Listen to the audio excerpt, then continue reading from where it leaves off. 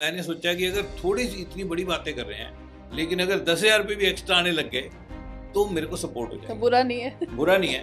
तो वो छोटी सी होप के साथ एक इनसिग्निफिकेंट लुकिंग डिसीजन हमने लिया। मैं कोई बहुत ज़्यादा इंस्पायर्ड नहीं था, बल्कि बहुत सारे डाउट थे मेरे माइंड में और छोटा सा विश्वास था शायद कुछ बन जाए।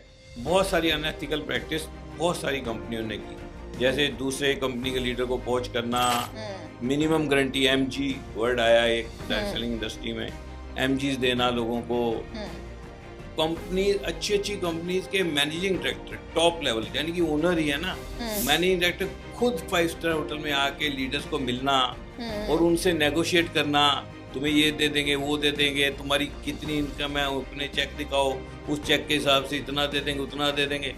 ये चीज़ें जो है ना इंडियन कंपनीज को इन्होंने नुकसान पहुंचाया। और जो लोग इस बिजनेस के बारे में, इस इंडस्ट्री के बारे में नेगेटिव सोचते हैं वो गलत नहीं है, उनको पूरी समझ ही नहीं। वो ये सोचते हैं ये स्कैम है, ये मेंबर बना के अमीर हो जाते हैं, ये इसमें पिरामिड है, नीचे वाले ऊपर वाले से ज़्यादा पैसा नहीं कमा सकते।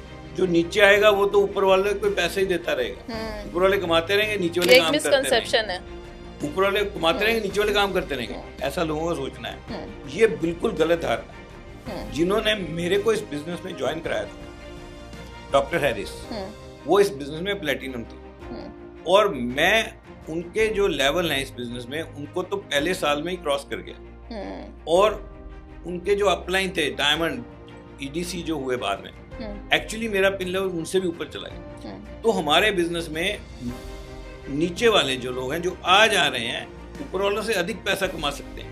अब आम बंदा ये पूछता है यार ये कैसे हो सकता है, ये कैसे हो सकता है। पे एक हमने लाइव सेमिनार अटेंड किया, जॉन मैक्सवेल एक लाइफ कोच है बहुत जबरदस्त, उनको लाइव सुना आपने वहाँ। और वो एक बंद हॉल था जिसमें कुछ लोग थे और जॉन मैक्सवेल एक ऊंची चेयर पे बैठ के और इस तरह का माइक ऊंचा लगा के वो एक सेमिनार करते हैं। उनका एक बहुत ही जबरदस्त टॉक थी जो हमने सुनी, तो जिसने हमें बहुत इंस्पायर किया। नई चीज़ें थी, नई वोकैबुलरी थी, वो बातें नहीं हमने सुनी थी, वो वर्ड नहीं हमने सुने थे। बहुत हमें लगा कि यार जाएंगे, इतना कुछ देख के जा रहे हैं, हम इतना विश्वास बना के जा रहे हैं, तो जाके बताएंगे इंडिया में फट्टे चक देंगे, सब लोग हमें बड़ी तेज़ी से ज्वाइन करेंगे और अब तो हम उड़ा देंगे बस इस बिजनेस को। लेकिन क्या हुआ, वापस आए। हम लोग तो मोटिवेटेड थे, लोग तो नहीं सुनने को तैयार थे। एक बहुत ही सोफिस्टिकेटेड सा बंदा था, वो खड़ा हो गया कहता ये क्या चल रहा है, ये ऐसा क्यों भाई, इतना एक्साइटेड होने की। आपने बोला था, मेरे को बुलाया था कि एक बिजनेस प्लान के बारे में बात होगी, प्रपोजल डिस्कस होगी, तो प्रपोजल बताओ ना, ये तुम एक्साइटेड क्यों हो रहे हो इतने। तो बड़ा उसने माहौल बदल दिया, लोग पूरा क्या होगा, एक सस्पेंस, एक सन्नाटा छा गया, अब देखो क्या होगा, ये क्या जवाब देंगे। बहुत सारा कुछ, international travel, being your own boss, बाहर जाना, घूमना, लोगों को इंस्पायर करना, बहुत सारे कंट्रीज में जाके हमने सेमिनार्स किए। तो बहुत सारी चीज़ें, दोस्त बने बहुत, इतने करीबी दोस्त, रिश्तेदारों से, फैमिली से बढ़ के दोस्त, इतने क्लोज रिलेशन बने। आज हर सिटी में हमारे दोस्त हैं, जहाँ जाते हैं वहीं कोई मिल जाता है। इंटरनेशनल ट्रैवल करते हैं, वहाँ भी लोग मिल जाते हैं। लोग हमारी सीडी सुनते हैं, हमारी बात सुनना चाहते हैं, हमारी किताब पढ़ना चाहते हैं। तो इस बिजनेस ने बहुत कुछ दिया।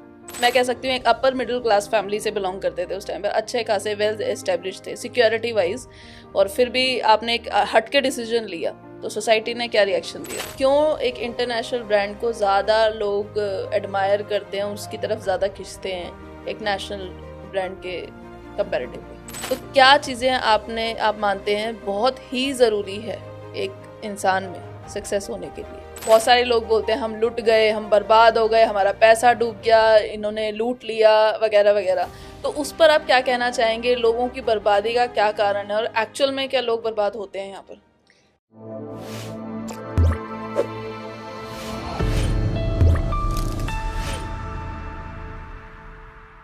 दोस्तों नमस्कार, आपका स्वागत है नेटवर्किंग के दीवाने में और मेरा नाम है यामिनी। और जैसा कि आपने हमारी वीडियोस बहुत पसंद करी, हम सीजन 2 के साथ तैयार हैं और पहली वीडियो में सबसे ज़बरदस्त लीडर से आपको मिलवाने जा रहे हैं जिनको 27 साल का अनुभव है डायरेक्ट सेलिंग में और उन्होंने बहुत कुछ जाना है, बहुत कुछ सीखा है। एक वेल एस्टेब्लिश्ड गवर्नमेंट ऑफिसर थे वो, और आज वो डायरेक्ट सेलिंग में एक बहुत ही सक्सेसफुल लीडर हैं। तो क्या आप जानना चाहेंगे वो कौन कौन से कदम उन्होंने लिए जिससे वो सक्सेसफुल हो पाए, और क्या चीज़ें आपको नहीं करनी चाहिए डायरेक्ट सेलिंग में अगर आपको सक्सेसफुल होना है तो। नेटवर्किंग के दीवाने का पहला पॉडकास्ट सीजन 2 का स्पॉन्सर्ड है प्रॉक्सिमा इवेंट्स से, एक प्रोफेशनल कॉर्पोरेट इवेंट कंपनी जो आपके आइडियाज़ को मेमोरेबल एक्सपीरियंस में कन्वर्ट करती है। कॉन्फ्रेंसेस हो, प्रोडक्ट लॉन्चेस हों या ब्रांड इवेंट्स, प्रॉक्सिमा इवेंट्स हर इवेंट को प्रिसीशन और क्रिएटिविटी के साथ एग्जीक्यूट करती है। अगर आप अपने कॉर्पोरेट इवेंट्स को नेक्स्ट लेवल पर ले जाना चाहते हैं तो प्रॉक्सिमा इवेंट्स पर भरोसा करिए। दोस्तों, नेटवर्किंग के दीवाने एक ऐसा प्लेटफॉर्म है जिसमें हम डायरेक्ट सेलिंग की पॉजिटिविटी फैलाने का काम करते हैं, और इसमें कंट्रीब्यूशन करते हैं आप, हमें लाइक करके, शेयर करके और सब्सक्राइब करके।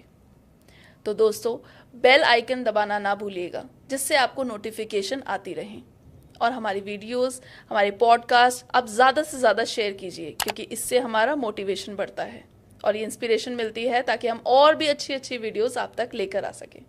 आइए दोस्तों, मिलते हैं अनिल नारंग जी से।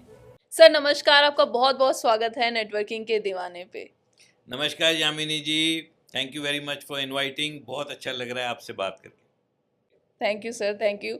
और हम जानना चाहेंगे कि कैसे आपकी जर्नी शुरू हुई डायरेक्ट सेलिंग में, किस चीज़ ने इंस्पायर किया आपको? यामिनी जी, मैं सिविल इंजीनियर हूँ और थापर कॉलेज पटियाला से मैंने ग्रेजुएशन की। उसके बाद मेरी कैंपस सिलेक्शन हो गई और मेरी फर्स्ट जॉब जो लगी वो थी हज़ीरा, सूरत के पास क्रिप्को फर्टिलाइज़र प्रोजेक्ट में। एक मल्टीनेशनल कंपनी थी जो वहाँ पे कंस्ट्रक्शन प्रोजेक्ट कर रही थी। तो बड़ा बड़ा प्रोजेक्ट थे, हम लोग गमबूट हेलमेट पहना करते थे। और उस कंपनी मैंने 2 साल काम किया। उसके बाद मैं सेंट्रल गवर्नमेंट में आ गया, NBCC, और मेरी पोस्टिंग हुई HAL कानपुर। कानपुर में था मैं जब हमारी शादी हुई। और उसके बाद पंजाब गवर्नमेंट में जॉब आई तो मैंने अप्लाई किया। बड़ी लंबी कहानी है, लेकिन नटशेल में फाइनली पंजाब गवर्नमेंट में आ गया और as SDO Punjab state electricity board में मैंने ज्वाइन किया। और वहाँ से डेपुटेशन पे पंजाब पुलिस हाउसिंग कॉरपोरेशन में मैं जॉब कर रहा था। कई जगह पोस्टिंग हुई पंजाब में, बठिंडा, जलंधर, फाइनली मोहाली। और मोहाली में एज एक्सियन सिविल मैं जॉब कर रहा था और बिजी लाइफस्टाइल था। लाइफ में भी बढ़िया लग रहा था। एक घर खरीद लिया था, एक मारुति कार खरीद ली थी, EMI जा रही थी, बच्चे अच्छे स्कूलों में पढ़ रहे थे। तो ऐसे समय में मेरे ब्रदर इन लॉ जो कि मर्चेंट नेवी में चीफ इंजीनियर हैं, वो करनाल में रहते हैं, और वो हमारे घर आए मोहाली। और एक उनके पास एक स्लिप थी हाथ में, और मेरे को कहते इस एड्रेस पे जाना है। तो मैंने कहा क्या है वहाँ पे? तो कहते एक नया बिजनेस है जो डिस्कस होगा और उसको समझने के लिए जाना है। मैंने पूछा आपको आइडिया है क्या बिजनेस है? कहते मेरे को आइडिया नहीं, वही देखने जाना है। तो मैंने थोड़ा सा उनको बोला कि मैं थोड़ा बिजी हूँ, लेकिन उनके कहने पे, और मेरे ब्रदर इन लॉ भी थे, क्या मना करना था, मैं उनके साथ चला गया। ये मेरा एक बड़ा छोटा सा इनसिग्निफिकेंट डिसीजन था कि मैं चला गया। और वहाँ गए तो वहाँ हमारी मुलाकात हुई डॉक्टर विलियम हैरिस, जो कि ईस्ट पेरी इलिनॉय में डेंटल सर्जन थे और वहाँ प्रैक्टिस करते थे, और साथ में part time direct selling business करते थे। तो वो इंडिया आए हुए थे और वो चंडीगढ़ में 16 सेक्टर में वहाँ थे। एक अतुल एंड रीना कुमार थे जिन्होंने उनको इनवाइट किया था, उनके घर में वो थे और वहाँ पे कुछ लोग जाते थे। और ये बातचीत मेरे ब्रदर इन लॉ को पता चली जब वो जहाज़ पे अपने शिप में जा रहे थे। तो उन्होंने वो नोट कर लिया एड्रेस, और वो जब आए इंडिया तो उनके पास टाइम था कि ये इधर यहाँ है, तो हमारे घर आए और मैं फाइनली वहाँ। तो इस तरह हम वहाँ पे गए और मैंने ये बिज़नेस प्लान वहाँ पे, बिज़नेस प्लान तो नहीं देखा एक्चुअली, वो ख़त्म हो गया था, हम थोड़ा लेट हो गए थे। तो जस्ट बातचीत सुनी और बड़ी बड़ी बातें हो रही थी वहाँ पे कि ये जो बिज़नेस है इसने अमेरिका में लोगों को बहुत हेल्प की है, लोगों ने अपने प्रोफेशन चेंज कर दिए, जॉब छोड़ दी और इस बिज़नेस से अपने एस्पिरेशंस, अपने गोल्स को अचीव किया। तो वो सब मैं सुन रहा था, तो मेरे को लग रहा था बहुत बड़ी इन्वेस्टमेंट होगी। तो मैं तो इन्वॉल्व नहीं हो रहा था क्योंकि मेरे पास पैसे नहीं थे। मैं उन दिनों फाइनेंशियली थोड़ा सा टाइट था। जब बंदा घर खरीदता है, गाड़ी खरीदता है, तो पैसे ले लिए, लोन भी ले लिए, तो अपने पास तो पैसे थे ही नहीं। तो मैं तो सोच रहा था कि जॉब में ही सक्सेस लेनी है। लेकिन एंड में मेरे को, जब हम जस्ट वहाँ से जाने वाले थे, तो मेरे को पता लगा कि बड़ी कम इन्वेस्टमेंट की बात हो रही है। वो कह रहे थे कि यार पैसे तो इसमें बहुत ही कम लगते हैं, 5,000 या उससे भी कम, और वो भी रिफंडेबल, अगर नहीं हुआ तो वापस हो जाएंगे। तो मैंने सोचा, मैंने कहा यार ये एक ऐसा बिजनेस है जिसके लिए पैसे नहीं लग रहे और वो भी सेफ है और पार्ट टाइम भी हो सकता है। तो मैंने सोचा कि अगर थोड़ी सी इतनी बड़ी बातें कर रहे हैं लेकिन अगर 10,000 रुपये भी एक्स्ट्रा आने लग गए तो मेरे को सपोर्ट हो तो जाएगा। बुरा नहीं है। बुरा नहीं है। तो वो छोटी सी होप के साथ एक इनसिग्निफिकेंट लुकिंग डिसीजन हमने लिया। मैं कोई बहुत ज़्यादा इंस्पायर्ड नहीं था, बल्कि बहुत सारे डाउट थे मेरे माइंड में और छोटा सा विश्वास था शायद कुछ बन जाए। तो इस तरह से एक्सपेक्टेशंस भी बहुत कम थी। एक्सपेक्टेशन बहुत कम थी, कोई इतना बड़ा नहीं सोच रहे थे, लेकिन इस तरह छोटी सी सोच के साथ हमने ज्वाइन किया। तो ब्रदर इन लॉ ज्वाइन हो चुके थे या बाद में ज्वाइन हुए? ब्रदर ज्वाइन नहीं हुए थे और उस दिन नहीं हुए और उसके बाद 27 साल हो गए, अब तक नहीं हुए। वो नहीं हुए। और कमाल की बात यह है कि वहां पर जब हम गए तो वहां पे 20 के करीब लोग और बैठे थे। बहुत बड़ा रूम था, 20 लोग थे जो हमारे से पहले बैठे हुए थे। हम तो लेट पहुंचे थे। उन 20 में से उस दिन किसी ने ज्वाइन नहीं किया, सिर्फ मैं ही ज्वाइन करके आया। और मैं सबसे एक्चुअली बहुत बढ़िया, मैं प्रॉस्पेक्ट था नहीं और ना मैं सोच भी नहीं रहा था, पर पता नहीं कुछ दिन ही अच्छा था ज्वाइन तो जो कहते हैं हम 10:1 का रेशो, शायद 20:1 का रेशो था जब आपने ज्वाइन किया। उस दिन तो रेशो बहुत ही अलग थी। मैं ज्वाइन कर गया, मैं भी ऐसे ही ज्वाइन कर गया। मैं तो खुद नहीं समझ आ रही। मैं आपको बताऊं, उस दिन जो मेरे को ये समझ में आया था बिजनेस, जो सोच के मैंने ज्वाइन किया था वो ये निकला ही नहीं। ये बिजनेस कुछ और ही निकला। जो मेरी समझ थी वो सारी गलत निकली। मैं हमेशा अपने सेमिनार्स में कहता हूँ that I could take a right decision with wrong information. यानी कि इन्फॉर्मेशन तो गलत थी लेकिन डिसीजन राइट हो गया। क्या बात है सर, बहुत बड़े काम की बात बताई आपने। और मैं जानना चाहूँगी, जब आपने ज्वाइन किया तो सोसाइटी का कैसा रिएक्शन था? क्योंकि आप, मैं कह सकती हूँ, एक अपर मिडिल क्लास फैमिली से बिलोंग करते थे उस टाइम पर, अच्छे खासे वेल एस्टेब्लिश थे सिक्योरिटी वाइज, और फिर भी आपने एक हट के डिसीजन लिया, तो सोसाइटी ने क्या रिएक्शन दिया सर? मेरी जॉब अच्छी थी, स्टेटस अच्छा था, सरकारी गाड़ी, बच्चे अच्छे स्कूलों में पढ़ना, अपने घर में रहना, वो सब बहुत अच्छा था। और मेरी जॉब बिजी भी थी, मेरे पास टाइम भी कम ही होता था। मेरे को सोसाइटी की तरफ से कोई बहुत बड़ा उल्टा रिएक्शन या ऐसा कुछ नहीं आया। ना ही ऐसा हुआ कि जिसको मैंने बताया उसने ज्वाइन कर लिया। पहले तो मेरे को पता ही नहीं था करना क्या है। डॉक्टर हैरिस तो एक्चुअली जिन्होंने मेरे को ये बिजनेस प्लान दिखाया था, जिनको मैं मिला था वहाँ 16 सेक्टर में, वो इंडिया में उनका फर्स्ट ट्रिप था। उससे पहले वो इंडिया कभी नहीं आए थे और उसके बाद वो इंडिया कभी नहीं आए। वो उनका पहला और आखिरी ट्रिप था। और उनको अपने ट्रिप में काफ़ी सारे लोगों से मिले होंगे, लेकिन उनको सिर्फ 2 ही लोगों ने ज्वाइन किया। एक जिनके घर में वो थे और दूसरा मैं। और जिनके घर में वो थे अतुल एंड रीना कुमार, वो मेरी अपलाइन भी बने, उनके साथ मैं ज्वाइन कर गया। और डॉक्टर हैरिस अमेरिका चले गए। लेकिन उन्होंने बाद में अपने अपलाइन डायमंड कार्ल एंड माशा रेडन से मेरी मुलाकात कराई। तो उनके साथ मिलके हमने बाद में बिजनेस बिल्ड किया। उन्होंने हमें इंस्पायर किया, उन्होंने हमें विजन दिखाया और उनके साथ मिलके बहुत कुछ सीखा और समझा और इस बिज़नेस को किया। और इंस्पिरेशन हमें मिली जब हम इस बिज़नेस को थोड़ा थोड़ा करने लगे, मीटिंग्स में जाने लगे, तो कुछ बड़े सक्सेसफुल लोगों को हमने स्टेज से सुना, तो वहाँ से हम इंस्पायर हुए कि इस बिज़नेस से कुछ बड़ा भी हो सकता है। लेकिन वो बाद में इस चीज़ से एक चीज़ निकलती है सर, आजकल क्या हो रहा है, उल्टा हो रहा है। आपने बहुत कम एक्सपेक्टेशन से शुरुआत करी, आपने सोचा मैं करूँगा जो भी करना है, धीरे धीरे आप स्टेप बाय स्टेप चले। आजकल क्या हाई एक्सपेक्टेशन से जो लोग ज्वाइन करते हैं और फिर बहुत ज़बरदस्त नेगेटिव होके निकल जाते हैं। तो ये जो सिनेरियो है आज के दौर का, वो आपको कैसे देखते हैं? आप लोगों को किस तरीके से देखना चाहिए इस बिज़नेस को? मैं ये समझता हूँ कि जो बंदा इस बिज़नेस को दिखा रहा है उसकी एक रिस्पॉन्सिबिलिटी, जैसे मैं अगर किसी को दिखा रहा हूँ, मेरी रिस्पॉन्सिबिलिटी है। ये रिस्पॉन्सिबिलिटी है कि इस बिज़नेस की सच्चाई को बताए। तो इस बिज़नेस की सच्चाई क्या है? इस बिज़नेस की सच्चाई ये है कि ये कोई गेट रिच क्विक स्कीम नहीं है।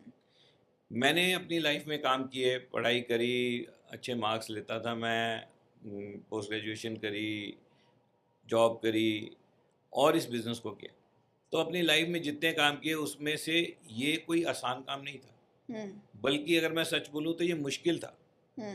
तो ये मुश्किल था लेकिन हाईली रिवॉर्डिंग था। तो सबसे पहले तो हमें ये बताना चाहिए सबको, जिसको भी नए बंदे को हम बताएं कि ये कोई अपने आप चलने वाली चीज़ नहीं, इसमें मेहनत करनी पड़ेगी, एक बिजनेस की तरह करना पड़ेगा, एक बिजनेस ओनर की तरह सोचना पड़ेगा, बल्कि सब वो काम करने पड़ेंगे जो एक बिजनेस ओनर करता है और रिजल्ट लाने होंगे। इसमें इस बिजनेस में लोगों को ज्वाइन कराने से पैसे नहीं आते, पैसे सिर्फ प्रोडक्ट की सेल पे आते हैं, जो जेन्युइन डायरेक्ट सेलिंग है। उसमें ज्वाइनिंग से कोई पैसा नहीं आता। राइट। और वहाँ पे प्रोडक्ट की सेल से पैसे आते हैं, और प्रोडक्ट अपने आप तो बिकते नहीं, चाहे आप जितने मर्जी बंदे जोड़ लो।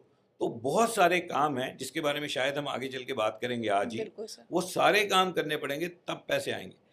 तो बहुत बड़ी एक्सपेक्टेशन या गाड़ियां दिखा के या घर दिखा के ज्वाइन नहीं कराना चाहिए। वो तो जिसने कमाया है अगर कुछ इस बिजनेस से, उसने काम क्या किया है पहले वो देखना चाहिए। Exactly. तो अगर वो काम आप करोगे तभी तो काम चलेगा। बिल्कुल सर, बिल्कुल। और आपने एक बात यहाँ पर कही कि बहुत मुश्किल से ये बिजनेस करते हैं, तो मुश्किल वाली बात हम जानेंगे कि आपने जब ये बिजनेस बिल्ड करने शुरू किया, अब तक आप पहुँचे, बीच में कभी ऐसी मुश्किल चीज़ आपके साथ भी आई, कोई कहीं पर आप भी अटके कि हो ही नहीं रहा, इतनी एक्सपर्टीज होने के बावजूद, एजुकेटेड होने के बावजूद आपने भी कहीं यहाँ पर देखा चैलेंज? शुरू से ही मुश्किल रहा, थ्रू आउट, आसान कभी नहीं हुआ। ये हमेशा मुश्किल इसलिए रहता है कि हम तो इस बिजनेस को समझ लेते हैं धीरे धीरे। जैसे मैंने जब देखा था तो समझ में नहीं आया था, उसके बाद हमने प्रोडक्ट्स की नॉलेज ली, फिर हम मीटिंग्स में गए, सेमिनार्स में गए, बहुत सारी किताबें पढ़ी, बहुत सारे लीडर्स को सुना, बहुत सारी ऑडियो कैसेट्स तब आती थी, कई ऐसी कैसेट्स हैं जो मैंने 100 बार सुनी। तो कैसेट सुनते थे, फिर बाद में सीडीज आई वो सुनने लगे, उसके बाद में अब ऑनलाइन ऑडियो सुनने को मिलती हैं। तो बहुत सारे लीडर्स को सुना, तो इतनी सारी इंफॉर्मेशन इकट्ठी करके हमारा एक माइंडसेट बना, हमारा एक बिलीफ सिस्टम बना, हमारा विश्वास बना इस बिजनेस पे। अब उसमें टाइम भी लगा और इन्फॉर्मेशन भी लगी। अब जब हम नए बंदे को ये दिखाते हैं तो हम ये एक्सपेक्ट करते हैं कि वो एकदम से जंप मारने लगे। तो ऐसा तो हो ही नहीं सकता। जो इन्फॉर्मेशन हमने इतना टाइम लगा के, इतने एफर्ट, इतनी किताबें पढ़ के लिए हैं, वो जो हमारा माइंडसेट है उसका कैसे बन जाएगा। और एक्सपेक्टेशन हमारी होती है कि यार कुछ तो समझ ले, शुरू तो करे। तो वो हमें कई बार ऐसे सवाल पूछता है जो हमें अटपटे लगते हैं, और फिर कई बार तो हमें लगता है यार इतनी सी इन्वेस्टमेंट, इतने सवाल क्यों। कई बार हमें लगता है यार ये बंदा बड़ा अच्छा कर सकता है, ज्वाइन नहीं करता। तो बेसिकली इस बिजनेस में टफ ये है कि जिन लोगों को हम लेके चलना चाहते हैं वो हमारे साथ आते नहीं, और कई बार जब आ जाते हैं तो जो हमारी उनसे उम्मीदें होती हैं वो उस उम्मीद पे नहीं आते। कई बार वो इस बिजनेस को टाइम नहीं देते, कई बार वो इस बिजनेस को सीखना नहीं चाहते, कई बार वो इस बिजनेस को करना नहीं चाहते। तो वो सब मुश्किलें हैं इस बिजनेस में, क्योंकि एक ट्रेडिशनल बिजनेस में आप एम्प्लॉय रखते हो तो आप उसको सैलरी देते हो, तो जो बोलते हो वो करता है, तब भी मुश्किल आती है। ट्रेडिशनल बिजनेस भी तो फेल होते हैं, जबकि वहां पर वो ट्रेन करना पड़ता है, समझाना पड़ता है कि ये काम ऐसे होगा, और जबकि वो आपके एम्प्लॉइज हैं, है ना। तो रिस्क आपका है। यहाँ पर सब इंडिपेंडेंट है, आप किसी को सैलरी नहीं दे रहे, आप किसी को बांध के नहीं रख सकते। तो इसलिए ये बिजनेस मुश्किल है। इसलिए मैं कहता हूँ ये बिजनेस मुश्किल है क्योंकि ये फ्री एंटरप्राइज है, इसमें सारे इंडिपेंडेंट लोगों आप ला रहे हो। मेरे को डॉक्टर हैरिस ने नहीं बोला काम करो, लेकिन उन्होंने इतने लोगों को बिजनेस दिखाया, तो उनकी किस्मत अच्छी थी, 2 ज्वाइन कर गए। अगर एक भी ना करता तो अमेरिका से आके बिरंगा वापस चले जाते, और ऐसा भी होता है, सही बात, खाली वापस चला जाता है बंदा, कोई भी नहीं ज्वाइन करता। तो ये बिजनेस में मुश्किलें ये है कि ये लोगों का बिजनेस है और लोग डिफिकल्ट है, इसीलिए तो मुश्किल है। किसी लेवल पे आकर आपका भी चैलेंज रहा कि वो लेवल ना क्रॉस हुआ हो? या इस बिजनेस को जब हमने शुरू किया तो एमरल्ड तो हम हो गए, एक लेवल है इस बिजनेस में, इनिशियल एक अच्छा लेवल है, वो तो हमने अचीव कर लिया 22 महीने में। उसके बाद हम अमेरिका गए, हमारे को अमेरिका इनवाइट किया गया उस लेवल पे। तो जो हमारे लेवल के लोग थे एशिया पैसिफिक के सारे आए हुए थे, वहाँ जाके बहुत इंस्पायर हुए। मैं पर्सनली, मेरी वाइफ भी थी साथ में, बिंदु, और हम दोनों बहुत इंस्पायर हुए। हमने कहा यार हम लोग होशियारपुर को बिलोंग करते हैं, होशियारपुर थोड़ा थोड़ा एक नॉर्मल पंजाब का एक क्वाइट टाउन है, मतलब सिटी है, सिंपल लोग रहते हैं वहाँ पे, गलियों मोहल्लों में हमारे घर हैं। मेरा और बिंदु का घर दोनों छोटी छोटी गलियों में है और आपस में 5 मिनट लगते पैदल जाने में। हमारी गलियाँ ऐसी हैं कि उनमें एक्चुअली कार भी नहीं जाती, मतलब कार दूर खड़ी करनी पड़ती है, फिर उसके बाद रिक्शा लेके जाना पड़ता है। तो ऐसे हम घर पहुँचते हैं। तो वहाँ से निकल के जब हम अमेरिका में उस मीटिंग में बैठे थे तो वहाँ जो लोग थे वो बहुत ही अमेजिंग लगे हमें। तो हम तो रोज़ ही सोचते थे यार हम पहुँच कहाँ गए हैं।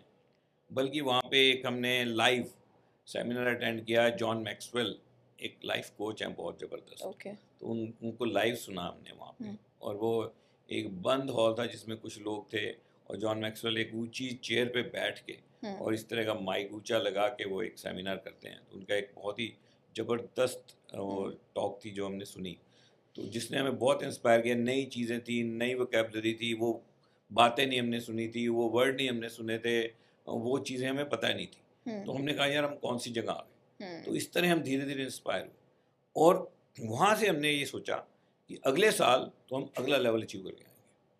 बहुत हमें लगा कि यार जाएंगे, इतना कुछ देख के जा रहे हैं, हम इतना विश्वास बना के जा रहे हैं, तो जाके बताएंगे इंडिया में फट्टे चक देंगे, सब लोग हमें बड़ी तेज़ी से ज्वाइन करेंगे और अब तो हम उड़ा देंगे बस इस बिज़नेस को। लेकिन क्या हुआ, वापस आए।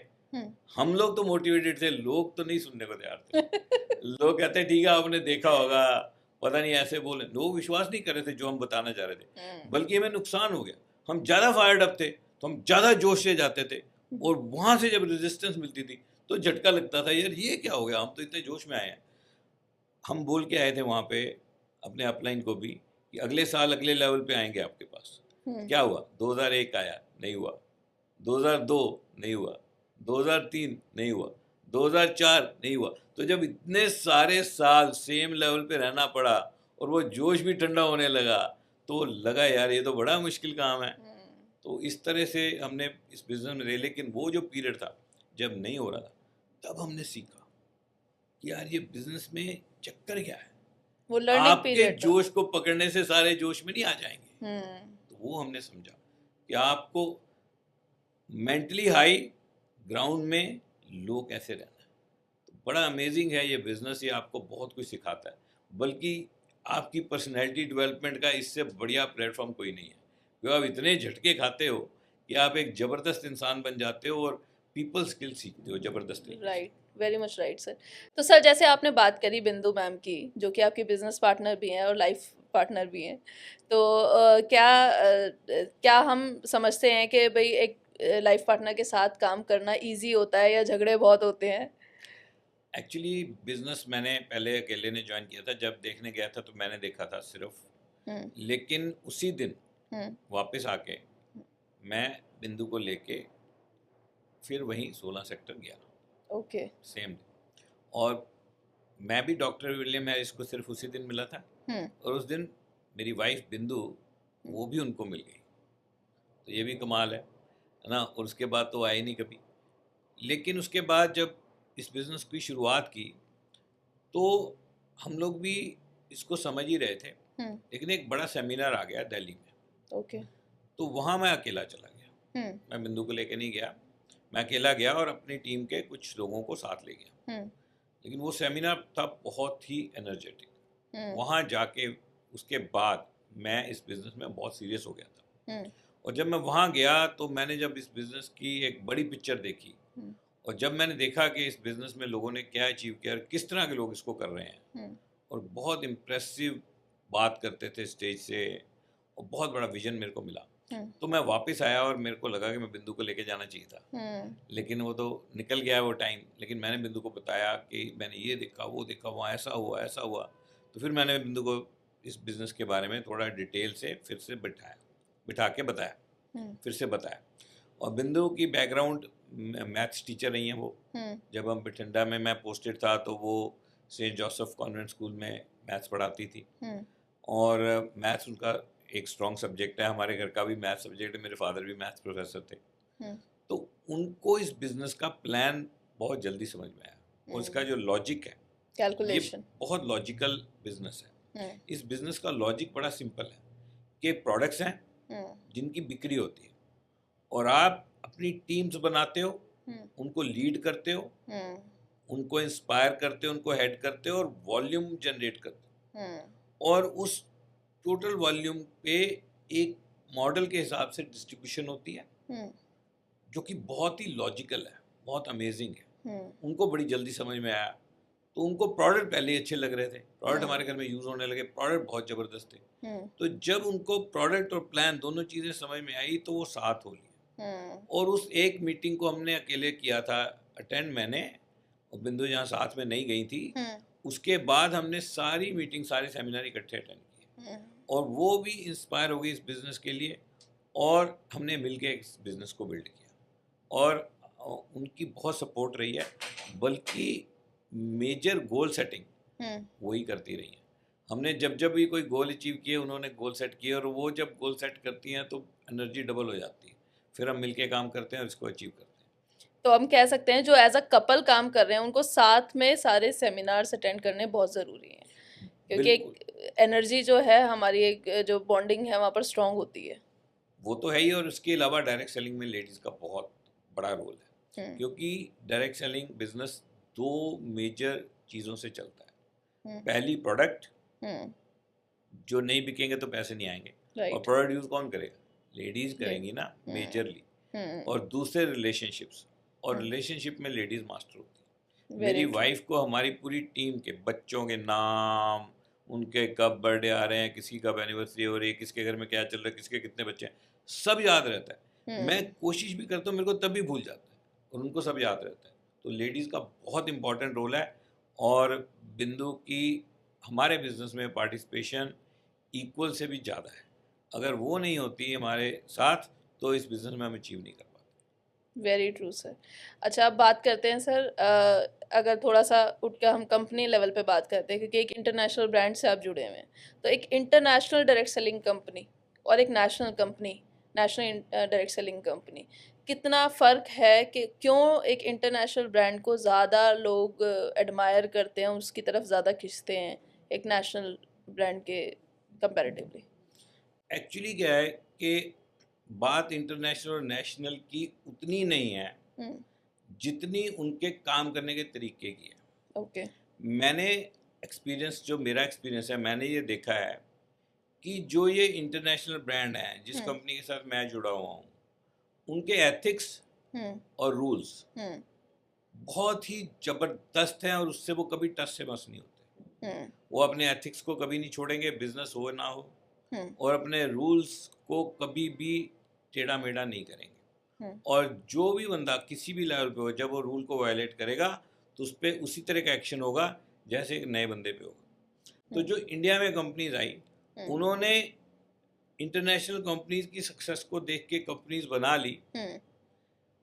प्लान कॉपी करना बड़ा आसान है, प्लान को कॉपी कर लिया, प्लान तो कुछ नहीं है, उसको कोई भी कॉपी कर सकता है, बल्कि उसको इम्प्रोवाइज करने की कोशिश की, इंडियन कंपनीज ने चेंज करने की कोशिश की, प्लान कॉपी हो गया। प्रोडक्ट को भी कुछ हद तक बनाया जा सकता है, कोई ऐसी रॉकेट साइंस तो है नहीं कि कोई अच्छे प्रोडक्ट बना ही नहीं सकता, प्रोडक्ट भी बन जाता है। लेकिन इंडियन कंपनीज में मैंने देखा कि वो एथिक्स, कल्चर, रूल, कल्चर नहीं बना पाए, बल्कि बहुत सारी अनएथिकल प्रैक्टिस बहुत सारी कंपनियों ने की, जैसे दूसरे कंपनी के लीडर को पोच करना, मिनिमम गारंटी, एमजी वर्ड आया एक डायरेक्ट सेलिंग इंडस्ट्री में, एमजीज देना लोगों को। कंपनीज, अच्छी अच्छी कंपनीज के मैनेजिंग डायरेक्टर, टॉप लेवल यानी कि ओनर ही है ना, मैनेजिंग डायरेक्टर खुद 5 स्टार होटल में आके लीडर्स को मिलना और उनसे नेगोशिएट करना, तुम्हें ये दे देंगे, वो दे देंगे, तुम्हारी कितनी इनकम है, अपने चेक दिखाओ, उस चेक के हिसाब से इतना दे देंगे, उतना दे देंगे। ये चीज़ें जो है ना, इंडियन कंपनीज को इन्होंने नुकसान पहुंचाया, और इस तरह की अनएथिकल प्रैक्टिस से जो बिजनेस बनते हैं वो फिर टूट जाते हैं। जिसको आप लाई कुछ लालच दे के हो, तो बंदा तो लालची है, और लालची बंदा ही लालच से आएगा।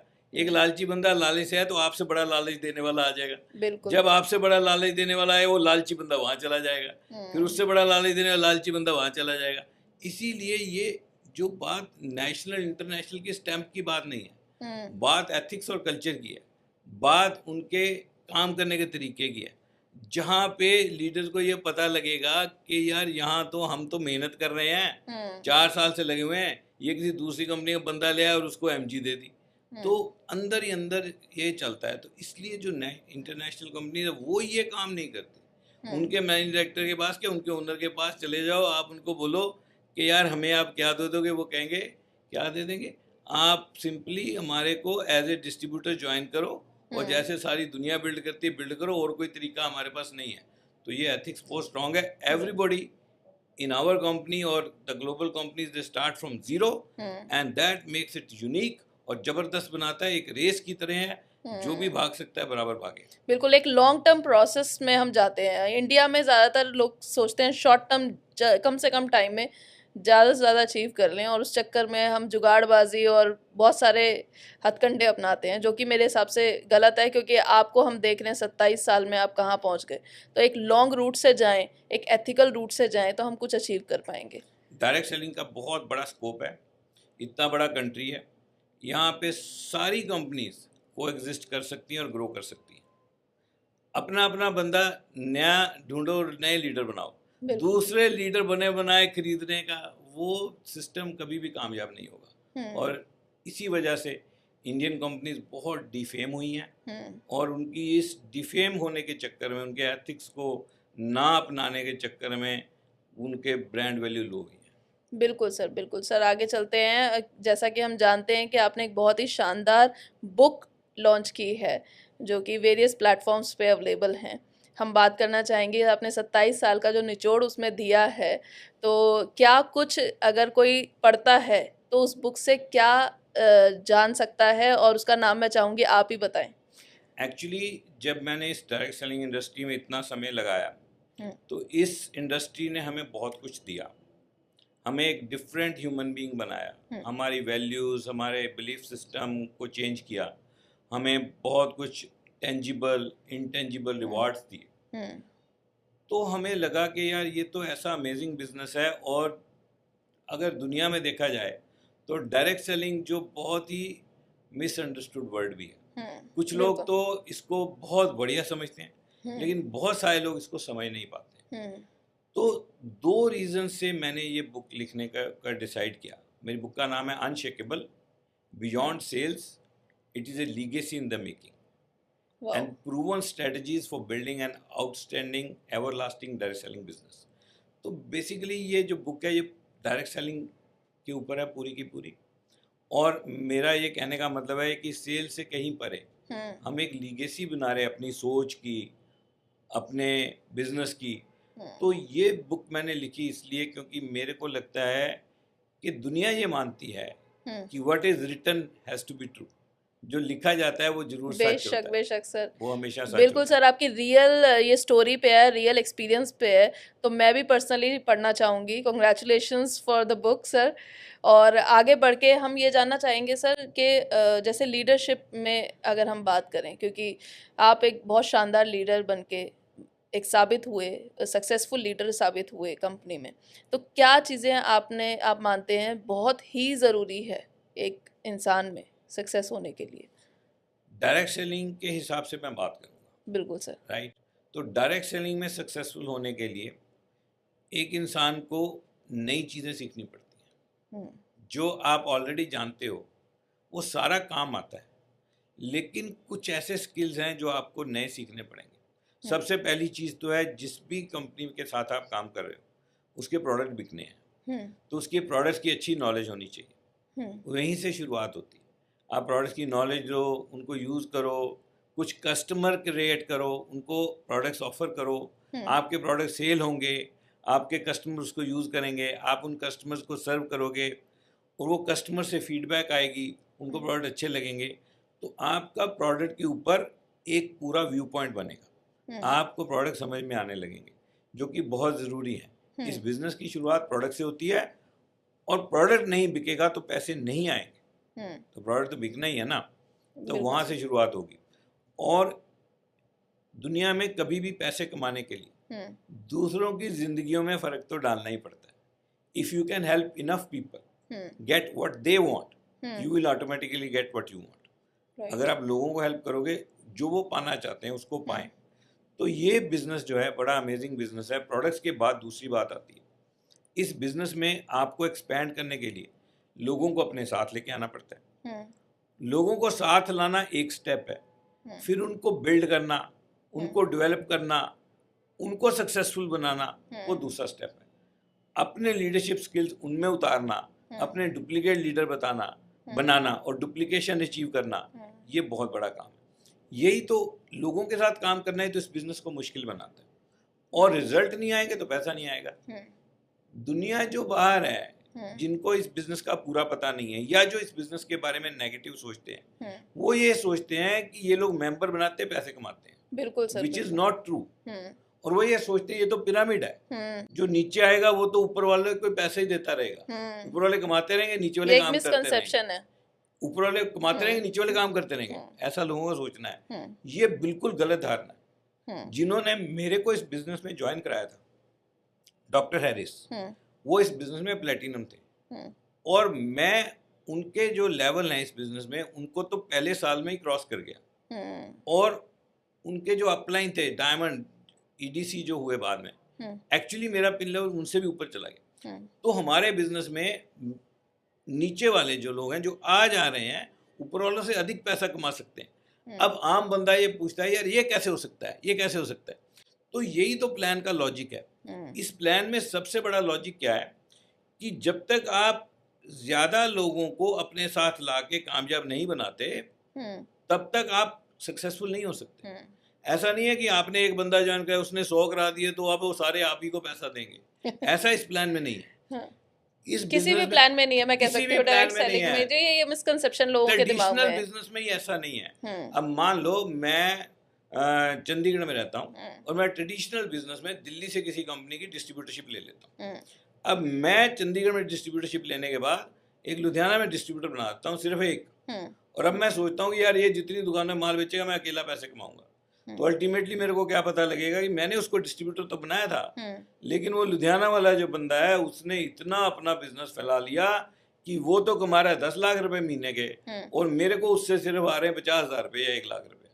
तो ये मेरा बिजनेस चंडीगढ़ में ट्रेडिशनल मार्केट में भी तभी बढ़ सकता है अगर मैं भी अपने नेटवर्क को वाइड करूंगा और दुनिया में दूसरी स्टेट्स में लेके जाऊंगा या दूसरे सिटीज में लेके जाऊंगा। अगर एक ही बंदे को मैं सामान भेजता हूँ सारा, तो मेरे को कंपनी थोड़ी ना ऐसे रिडंडेंट फालतू में पैसा देती रहेगी। इसी तरह डायरेक्ट सेलिंग है। डायरेक्ट सेलिंग ट्रेडिशनल मार्केट और डायरेक्ट सेलिंग में पैसे कमाने का तरीका सेम ही है। ओनली डिफरेंस इज कि यहाँ पर सारा डिजिटल चलता है और सामान डायरेक्ट जा रहा है, और वहाँ पे सामान उठ के वहाँ जाता है, फिर उठ के वहाँ जाता है। तो वहाँ पे वो सारे एक्सपेंस जो होते हैं यहाँ खत्म हो जाते हैं। यहाँ पे जितना बड़ा हम नेटवर्क बनाते हैं सामान उसमें बिक रहा है, लेकिन वो डायरेक्ट जा रहा है, कैलकुलेशन सेम है।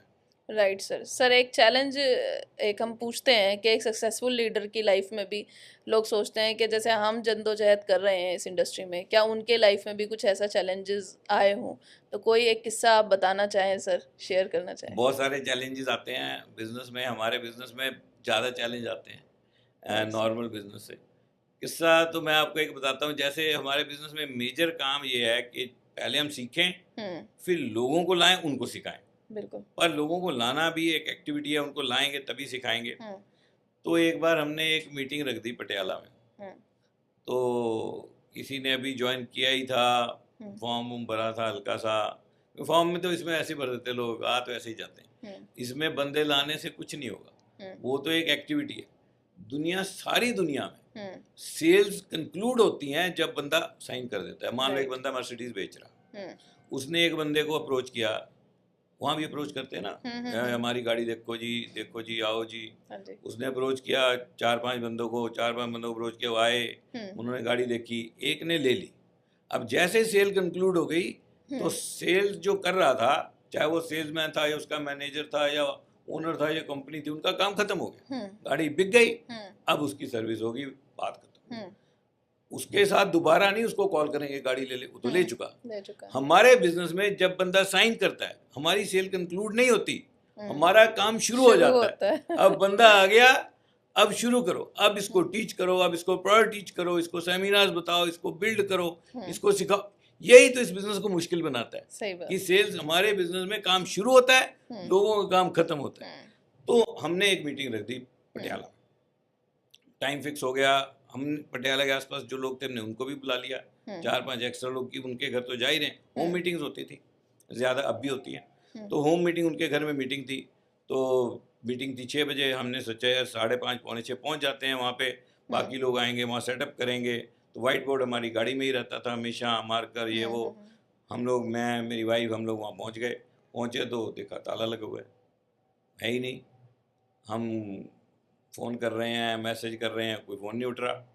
तो इस तरह की चीज़ें इस बिज़नेस को बहुत टफ करती है। तो वहाँ पे लॉक लग गया। हमारे अंदर हमारे अपलाइंस ने हमें टीच किया था यार मीटिंग कैंसिल नहीं होनी चाहिए कभी भी, अगर हो तो रखो तो जरूर करो। तो हम गए तो अब कहाँ करें, मीटिंग तो हो ही नहीं सकती। तो हमने कहा चलो यार 4-5 बंदे आ गए जिनको हमने बुलाया था, वो आ ही गए। तो हमने कहा चलो यार ये आ गए, एक उनके साथ कोई नया भी आ गया था बंदा, कोई लेके अपने साथ प्रॉस्पेक्ट को लेके आ गया। तो हमने अपनी कार, मारुति कार होती थी हमारे पास रेड कलर की, तो हमने उसको उसकी डिक्की खोली, उसमें बोर्ड लगाया और वहाँ पर छोटी सी 15-20 मिनट की मीटिंग करी और हमें बहुत अच्छा लगा। लेकिन जब हमने वो ताला देखा, जब हम उनको फ़ोन कर रहे थे, तो वो चीज़ें झटका लगाती। कहाँ तो जॉब का भी स्टेटस है, वो भी फिर आता है यार, वहाँ तो लोग स्लिप दे के मिलने को फिरते हैं, और कहाँ यहाँ फंस गए यार, ये तो बंदा दिख ही नहीं रहा। तो इस तरह के दिक्कतें, ये आपको एक एग्जांपल दी, इससे मिलती जुलती कई चैलेंजेस आए, बहुत सारे चैलेंजेस को फेस किया। और मैं तो मेरा ये मानना है कि बड़ी सक्सेस बिना चैलेंज के मिल ही नहीं सकती।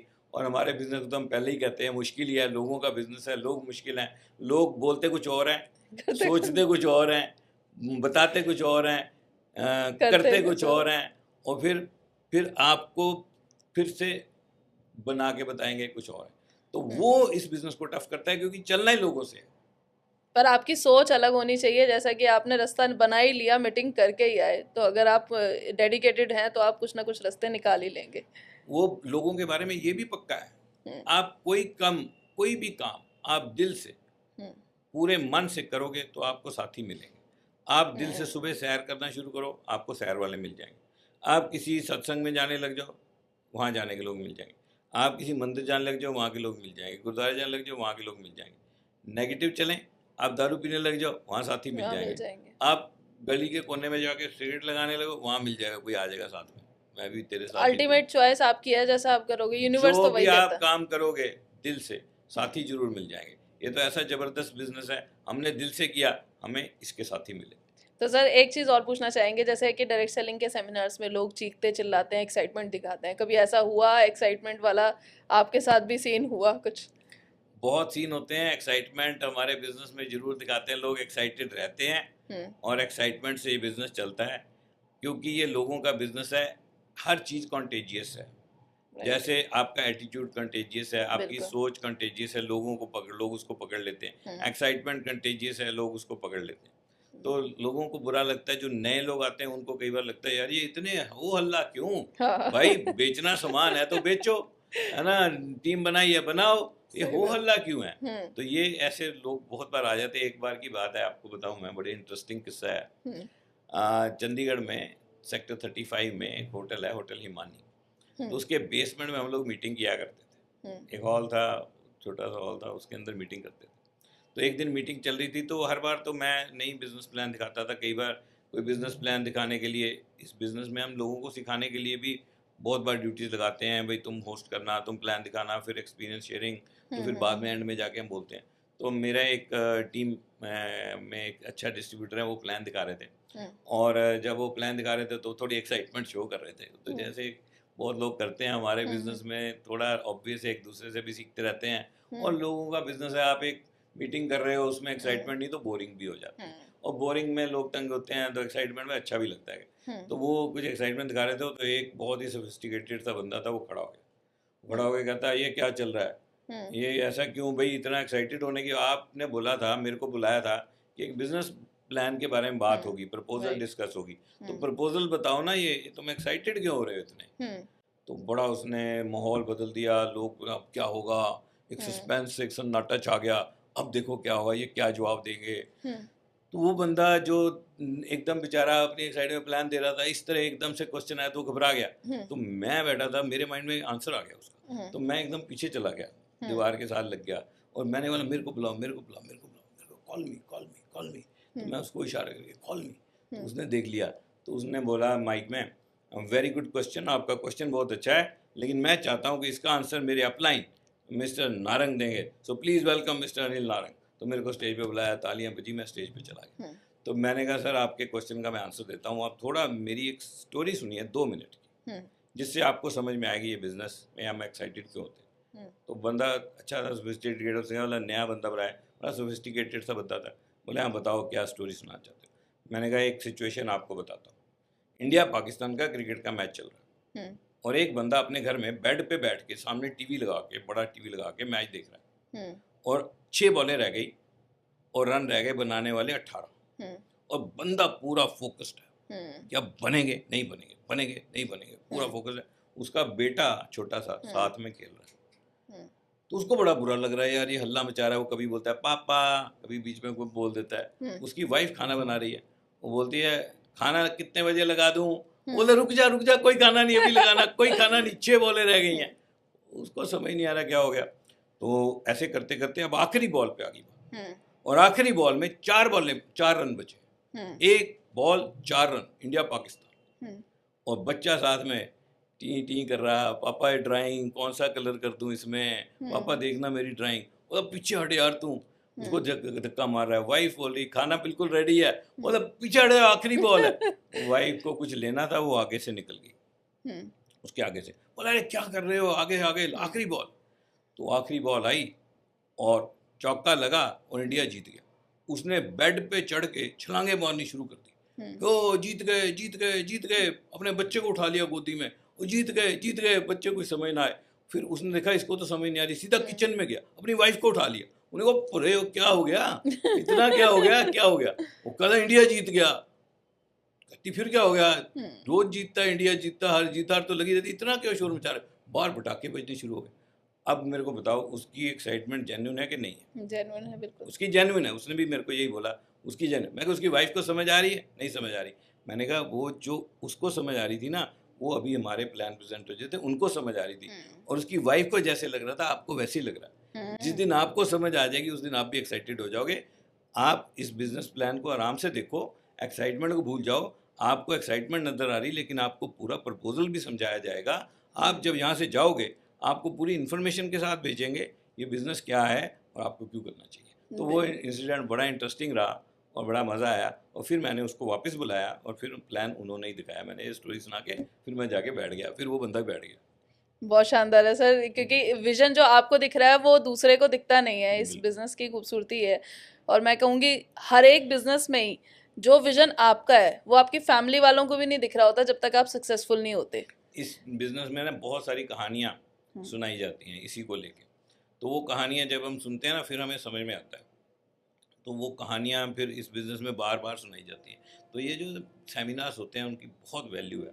उन सेमिनार्स में जब हम जाते हैं तभी हमें समझ में आता है, नंबर 1 इस बिज़नेस से क्या पाया जा सकता है, नंबर 2 ये बिज़नेस कितना मुश्किल है, क्यों है, क्या स्किल सेट हमें इम्प्रूव करने पड़ेंगे, और कैसे ये बिज़नेस चलेगा। बिल्कुल सर, मैं ये जानना चाहती हूँ क्योंकि 27 साल में आपने वो जो भी पाना चाहते थे आप उससे ज़्यादा ही पा चुके हैं। आगे का क्या विजन देखते हैं सर लाइफ का, क्या प्लान्स हैं आपके आगे? ये बिज़नेस बहुत बड़ी ब्लेसिंग रहा हमारे लिए। मैंने सिर्फ 1 साल इस बिज़नेस को पार्ट टाइम किया था। जॉब भी करता रहा 1 साल में और बिज़नेस भी करता रहा, क्योंकि रिस्क नहीं ले सकता था मैं, क्योंकि जॉब बहुत अच्छी थी, पेंशन आनी थी, बड़ी चीज़ थी, तो कैसे छोड़ देते। लेकिन 1 साल पार्ट टाइम करके ये बिज़नेस बहुत अच्छे से समझ में आया, और हमें ये भी समझ में आया इस बिज़नेस में क्या किया जा सकता है, इस बिज़नेस का विजन क्या हम कर सकते हैं, कितना इम्पैक्ट सोसाइटी पे छोड़ सकते हैं, कैसे अपनी लीगेसी छोड़ सकते हैं अपनी सोच की। इस बिज़नेस दुनिया में हर किसी ने आना है, हर किसी ने जाना है, लेकिन इस बिज़नेस में जो लोग अचीव करते हुए चले जाते हैं, लेकिन उनकी टॉक्स, उनकी सीडीज़, उनकी किताबें, उनकी सोच रह जाती है, लोग उनकी एग्जांपल्स देते रहते हैं। तो ये बहुत बड़ा रिवॉर्ड है इस बिज़नेस का। तो मेरे को समझ में आया कि ये सारी चीज़ें इस बिज़नेस से मिल सकती हैं। तो मैंने जॉब को छोड़ा और मैंने तब से पिछले 26 साल से इस बिज़नेस को हम फुल टाइम कर रहे हैं। तो इस बिज़नेस ने हमें बहुत कुछ दिया। जो हम सोच के इस बिज़नेस में आए थे, उसके बाद भी जो हमारी एस्पिरेशंस और गोल्स बने, और हमने गोल्स को अपनी किताबों में भी उतारा, लेकिन उससे भी कहीं ज़्यादा जो हमने गोल अपने लिखे थे, जो अपनी एस्पिरेशंस लिखी थी, क्या हम पाना चाहते हैं, जो हमने नोट किया था, वो सब मिला। उसके अलावा जो हम सोच भी नहीं पाए थे वो भी इस बिज़नेस ने दिया। बहुत सारा कुछ, international travel, being your own boss, बाहर जाना, घूमना, लोगों को इंस्पायर करना, बहुत सारे कंट्रीज़ में जाके हमने सेमिनार्स किए। तो वो सारी चीज़ें, दोस्त बने बहुत, इतने करीबी दोस्त, रिश्तेदारों से, फैमिली से बढ़ के दोस्त, इतने क्लोज रिलेशन बने। आज हर सिटी में हमारे दोस्त हैं, जहाँ जाते हैं वहीं कोई मिल जाता है। इंटरनेशनल ट्रैवल करते हैं, वहाँ भी लोग मिल जाते हैं। लोग हमारी सीडी सुनते हैं, हमारी बात सुनना चाहते हैं, हमारी किताब पढ़ना चाहते हैं, तो इस बिजनेस ने बहुत कुछ दिया। बिल्कुल अब जो मेरा गोल है, जो आगे का विजन है, वो ये है कि इस इंडस्ट्री में चाहे लोग हमारे साथ हैं, हमारी टीम में या नहीं है, चाहे हमारी कंपनी में है या नहीं है, कोई भी बंदा जो इस बिज़नेस में सीखना चाहता है उसको हम किसी तरह से सिखा पाए, उस तक पहुंच पाए, चाहे सीडीज़ के माध्यम से, चाहे बुक के माध्यम से, या हम किसी भी तरह उनकी हेल्प कर पाएँ ताकि वो जो पाना चाहते हैं वो पा सकें। और इस इंडस्ट्री को हम एक और बढ़िया पहचान, बहुत अच्छी पहचान इस इंडस्ट्री की ऑलरेडी बनी हुई है, लोग इसको समझ रहे हैं, लेकिन इसकी और अच्छी पहचान बनाई जाए। और जो लोग इस बिज़नेस के बारे में, इस इंडस्ट्री के बारे में नेगेटिव सोचते हैं, वो गलत नहीं है, उनको पूरी समझ ही नहीं।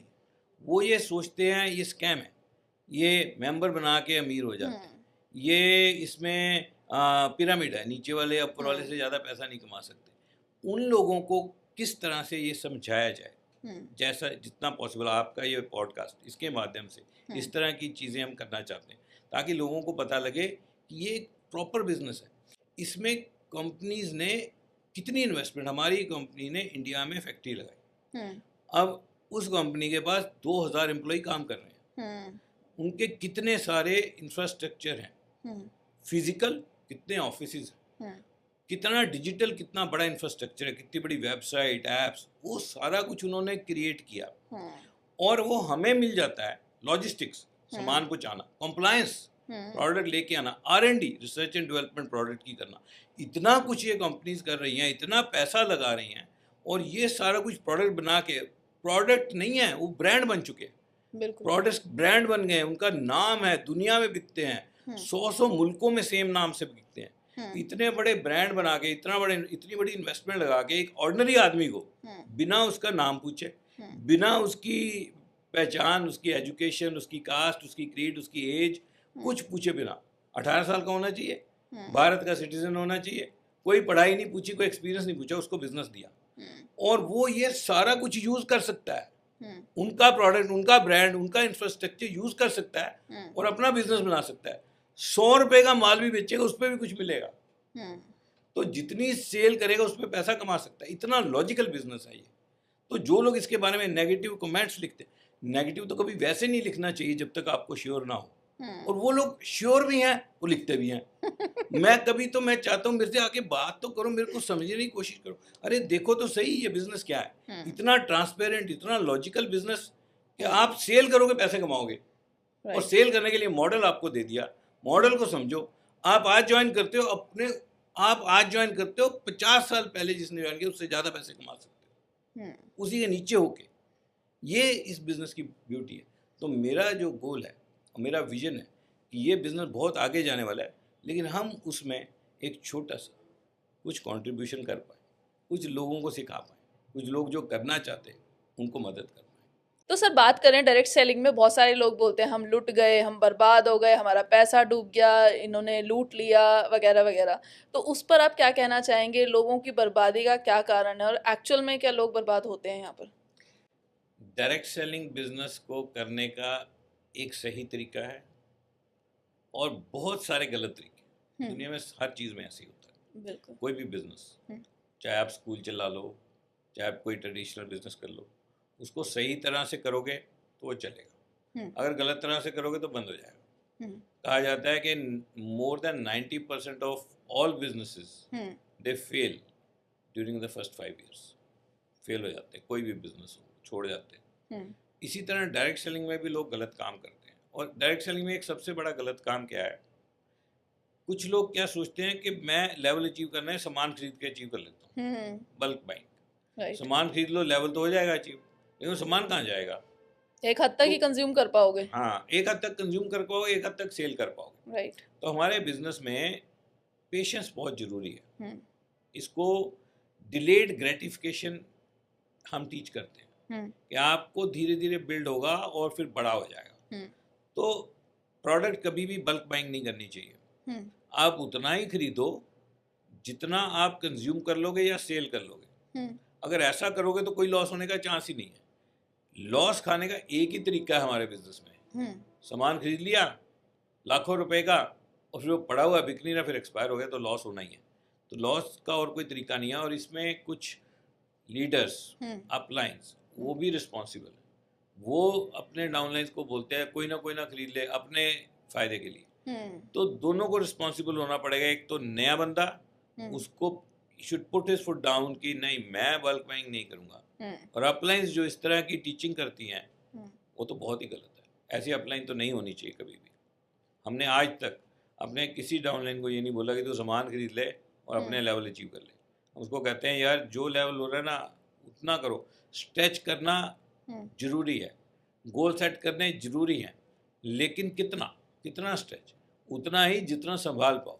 ये नहीं कि आपका बिजनेस इतना हो सकता है और आप गोल रख लो सीधा आसमान का और उसको आज ही अचीव। स्टेप बाय स्टेप करना बहुत जरूरी है। बिल्कुल सर। जैसा कि हमने बुक का जिक्र किया था, बुक में आपने बहुत सारे सेमिनार्स का जिक्र किया है कि आपने इंटरनेशनल सेमिनार्स किए, तो जानना चाहेंगे कि किस टाइप का एक्सपीरियंस आपका रहा उन सेमिनार्स का। मैं एक्चुअली बहुत ही फॉर्चुनेट रहा। एक्चुअली हमारे जो अपलाइन है कार्ल रेडन, उन्होंने अपना बिजनेस एक्सपेंड किया। उन्होंने रशिया में बहुत बड़ा बिजनेस बनाया।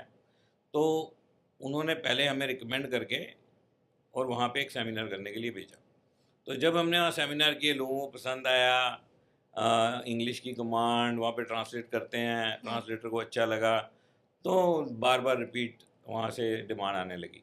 तो उसके अलावा फिर बहुत सारे सेमिनार्स किए, मलेशिया, बैंकॉक, सिंगापुर, अमेरिका, बहुत जगह गए बाहर सेमिनार्स किए। वहाँ जाके जब भी हम जाते थे, छोटे छोटे सिटीज़ में भी किए, कैपिटल सिटीज़ में भी किए।